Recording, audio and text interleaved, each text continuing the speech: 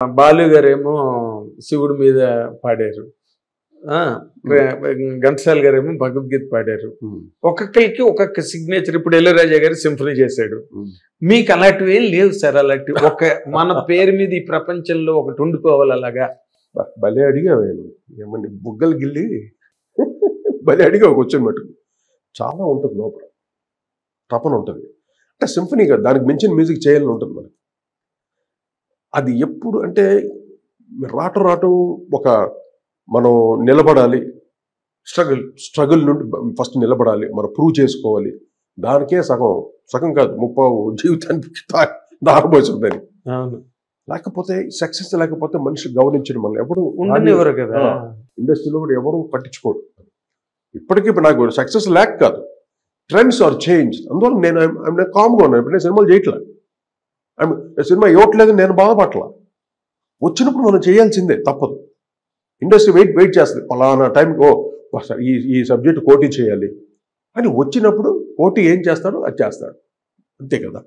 అందుకని వాడు సినిమా ఇవ్వలేదని మనం అస్సలు నో వే, అసలు దాని గురించి ఆలోచించకూడదు. ఫస్ట్ ఆఫ్ ఆల్ ట్రెండ్స్ రకరకాల కొత్త వాళ్ళు వస్తున్నారు, ఒక న్యూ వేవ్ వెళ్తుంది అనుకోండి. అది ఫ్లాప్ అవ్వచ్చు, హిట్ అవ్వచ్చు, ఏదైనా, అది వేరే విషయం. That's different.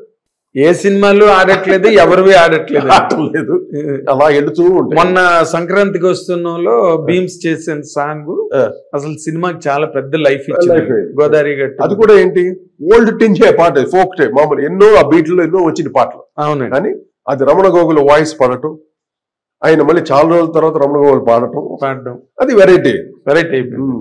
చూసా ఒక్క పాట, ఒకే పాట మొత్తం ఎత్తు నేర్పదు. చూసాం సినిమానంతా. అక్కడ హీరో కాదు, డైరెక్టర్ కాదు, ఎవరు కాదు, ఒక్క పాట చాలు. అది మ్యూజిక్ లో ఉన్న గ్రేటెస్ట్ థింగ్ ఇప్పటికన్నా తెలుసుకోలేదు. మేము ఒక్క పాట కాదు, పిక్చర్ 6 పాటలు ఉంటే 5 పాటలు హిట్ చేసాం. కొన్ని సినిమాలు అయితే 6 పాటలు హిట్ చేసాం. అయ్యో అసలు అల్లుడా మజక పాటలు కానీ లేకపోతే మన హలో బ్రదర్ కానీ ఒక సినిమాని కాదు, 1-2 పాటలన్నీ మీరు చిన్న హీరోకి చేసిన, పెద్ద హీరోకి చేసిన. అందుకని మాకు సన్నివేశాలు సిచ్యువేషన్ బట్టి చేసినా కూడా ట్యూన్ అందుకే చేసేది. ట్యూన్ ఇట్ విల్ రీచ్ బాగా ఒక కొత్తగా ఉంటుంది, ఒరబడి కొత్తగా ఉంటుంది. లిరిక్ ట్యూన్ చేస్తే అది అక్కడే ఉంటుంది. కానీ ఇంకొక మీరు ఇందాక నాకు దానికి పూర్తిగా సమాధానం చెప్పలేదు. మీరు అంటే మీకు డ్రీమ్ గా కూడా ఏమి లేదండి? డ్రీమ్ గా లేదనకండి, నాకు ఉంటుంది ఓ సింఫనీ చేయాలని కోరుకుంటుంది. బట్ నేను రాజు అయితే బిగినింగ్ డేసే ఒక సింఫనీ లాగా ఓన్లీ ఎలక్ట్రాన్, నేను రెహమాన్ తోటి కీబోర్డ్ వాడుతూ, కీబోర్డ్ లో అన్ని స్టోన్స్. ఇప్పుడు సింఫనీ ఆర్కెస్ట్రా అంటే ఏమున్నాయి, మొత్తం హోల్ ఆర్కెస్ట్రా ఉంటుంది. వైలెన్స్, చెలో, డబుల్ బేస్, కాంట్రా బేస్, తర్వాత వియాలాస్, you French horns, wind sections, flutes, trombones, trumpets, ఇంకా ఇవన్నీ సింఫనీ ఆర్కెస్ట్రా, క్లారినెట్స్, బెజూన్స్, ఇంకా చాలా ఉన్నాయి దాంట్లో. ఇంకోటి ఏదో ఉంది దాంట్లో, చాలా ఇలా instruments, so many instruments. But ప్రతి ఇన్స్ట్రుమెంట్ గురించి మనకు తెలిసి ఉండాలి. నువ్వు స్కోర్ రాసేటప్పుడు ఈ రేంజ్ బెజూను, ఇంకోటి ఏదో దాన్ని కొరాంగులస్ అని, ఫ్యూగుల్ హార్న్ అని, ఇన్ని రకాల మా బాబు, పికోలోస్ ఫ్రూట్స్, చిన్న కి హై పిచ్లో ఉంటాయి, వైబ్రోస్, జైలోఫోన్స్, ఇన్ని ఉంటుంది ఆర్కెస్ట్రా. ఇదంతా సింఫనీ ఆర్కెస్ట్రా చుట్టూ ఉన్నది. కాన్సర్ట్ హార్ప్, ఇన్నిటికీ నువ్వు నోటేషన్ రాసేటప్పుడు అన్నిటికీ నువ్వు ఓ ట్రయాంగిల్ ఒకటి ఉంటుంది, ట్రయాంగిల్ టింగ్ అని కొడుతుంది. అది ఒక హై ఫ్రీక్వెన్సీ. ఆ ఫ్రీక్వెన్సీ కూడా ఎక్కడ సింఫనీ డ్రమ్స్ ఉంటాయి, టింఫనీ డ్రమ్స్, పెడల్ టింఫనీస్. ఈ కూడా కార్న్ బేస్ ఇది డుమ్మును కొడితే మొత్తం బేస్, డీపెస్ట్ బేస్. ఇన్ని ఇన్స్ట్రుమెంట్స్ ఉంటాయి, అన్నిటికీ ఎక్కడెక్కడ వాడాలి అని స్కోర్లో థియరీ ఉంటుంది. దాన్ని ఆ థియరీ చదివి accordingly you have to compose. అంతేగాని ఇష్టం ఇచ్చినట్టు మనం రాసేసి ఇది వాంచంటారా అంటే దొబ్బదు. ఫుల్గా దాన్ని చదవాలి, దాన్ని చదవడానికి అయిపోతుంది సార్. ఇది కాదమ్మా, మ్యూజిక్ వినడానికి ఒక 10 జనాలు తీయాలి మనం. సింఫనీ మ్యూజిక్ వినాలంటే అంత ఆల్బమ్స్ ఉన్నాయి, టన్స్ ఆఫ్ మ్యూజిక్స్ ఉన్నాయి. మనం వినడానికి లేదు, సరిపోదు. ఏ ప్రొఫెషన్ లేదు మరి.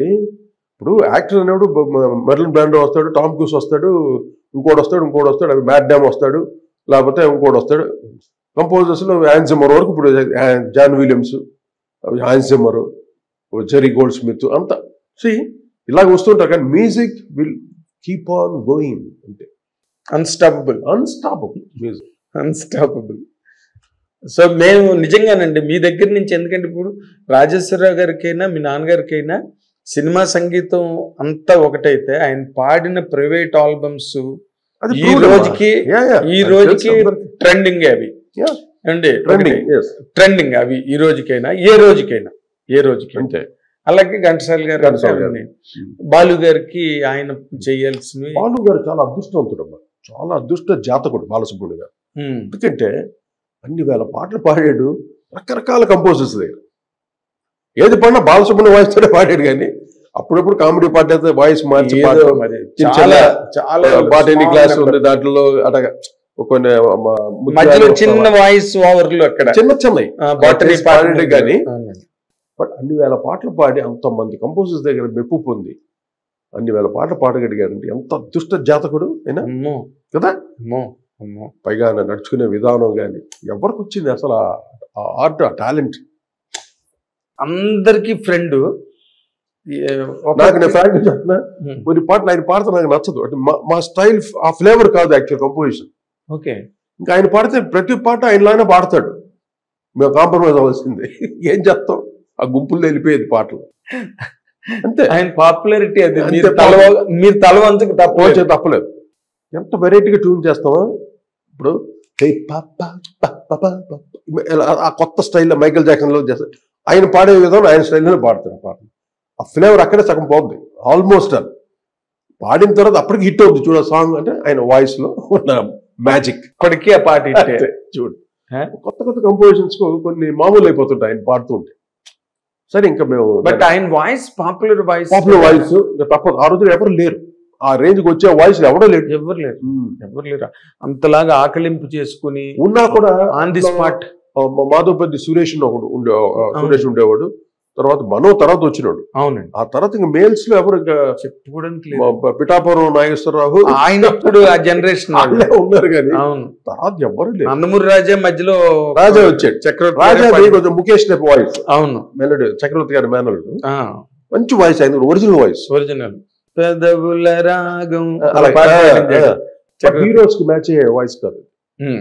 బాలు అంటే ఫుల్ డెప్త్, అన్ని రకాల పాటలు ఆయన పాడేసి స్టైలైజ్డ్ హీరోస్ అందరికి బాగా ప్లస్ అయింది ఆయన వాయిస్ బాగా. అయ్యో, ఇళయరాజా గారు మీ పాటలు కానీ ఇళయరాజా గారి పాటలు కానీ ఇలాంటి అద్భుతమైన పాటలు పాడాడు ఆయన. కే మోదన్ గారికి ఎన్ని పాటలు పాడాడు బాలు. తమిళ్లో ఎంఎస్వి గారికి ఎవడి వల్ల కాదండి, నిజంగా మన అదృష్టం. అటువంటి మహానుభావుడు ఘంటసాల గారిని బాలు గారిని మన మధ్యలో. సూర్యుడు చంద్రుడే, సూర్యచంద్రుడు ఎంటైర్ ఫిల్మ్ ఇండస్ట్రీకి, అంటే సంగీత ప్రపంచం అది ఏ లాంగ్వేజ్ అయినా కావచ్చు. సూర్యచంద్రుడు ఇద్దరు, ఇంకెవరు పుట్టరు, పుట్టబోరు, ఇంకా వాళ్ళే అంతే.